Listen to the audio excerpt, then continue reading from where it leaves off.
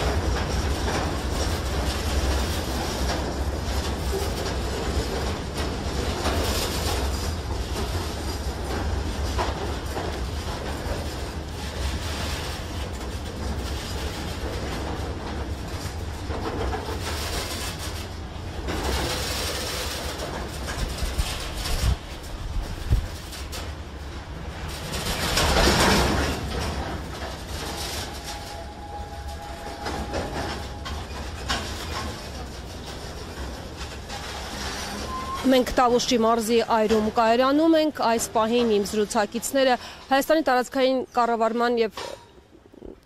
նախարարն է այս պահին իմ զրուցակիցը,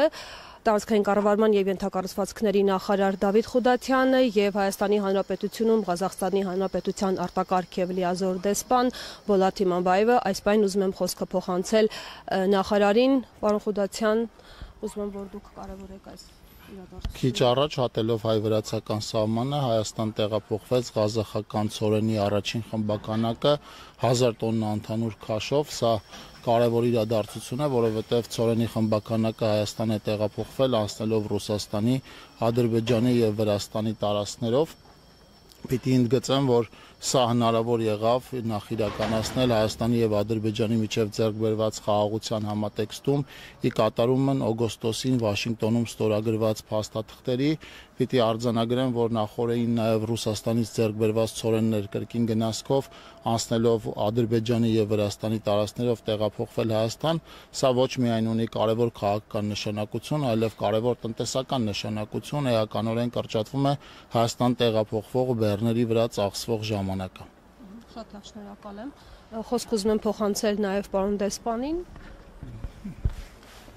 Сегодня поистине важное историческое событие. Мы встречаем первый состав с казахстанским зерном, который прибыл в Армению.